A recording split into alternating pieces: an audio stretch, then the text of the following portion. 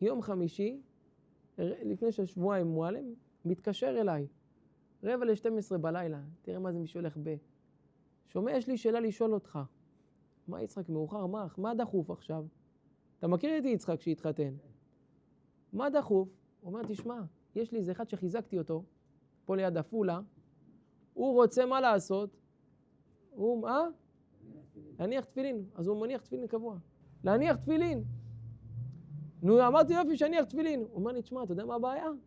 הוא נוסע עכשיו עוד 40 דקות ליד עפולה לכיוון רמת הגולן, שם הוא ישן באיזה קיבוץ, ואחרי שהוא ישן בקיבוץ הזה שמה, הוא חוזר מתי?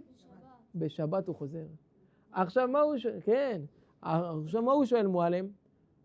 ומצד אחד הוא קיבל עצמו להניח תפילין, הוא חייב להניח תפילין. אם הוא ייקח את התפילין ביום חמישי בלילה ויניח אותם ביום שישי בבוקר, מה יקרה לו דני? הוא יצטרך להחזיר אותם מתי? בשבת, כי הוא חוזר ביום שישי בלילה, אחרי שהם עושים בחדר אוכל את הסעודה, הוא חוזר חזרה, הוא לא נשאר שם עוד לילה.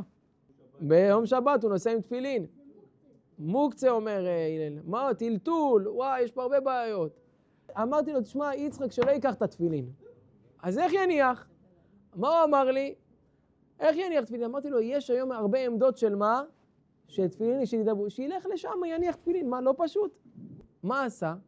נסע, אמר לי יצחק, נסעתי בלי התפילין, וגם אני לא מתכוון להניח בעמדות של התפילין.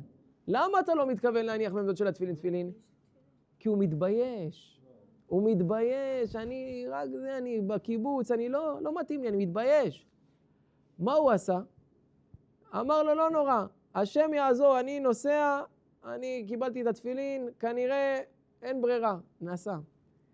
יצחק מתקשר אליי, איזה 10, רבע שעה, 20 דקות, לא זוכר, חצי שעה לפני כניסת שבת.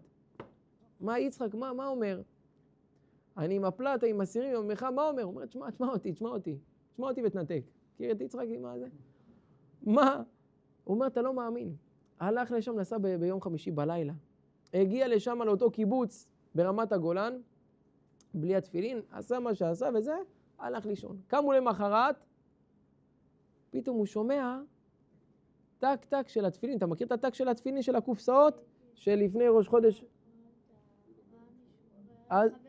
את מי הוא ראה? הוא ראה את אח זה שהוא בא לישון אצלו, מניח תפילין. קם.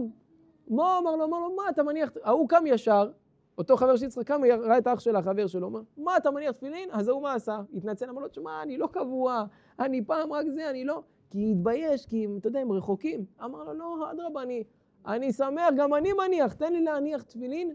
נתן לו להניח. אתה רואה שבן אדם, אתה אומר, זה מה שהוא סיפר לי סיפור, הנה יצחק, אתם מכירים את יצחק.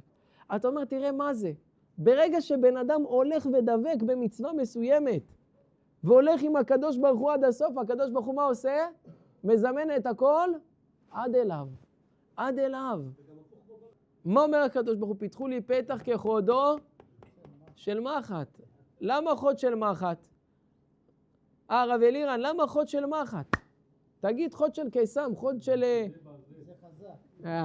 הנה זה. מחט, מה זה? ממה עשוי מחט? ברזל.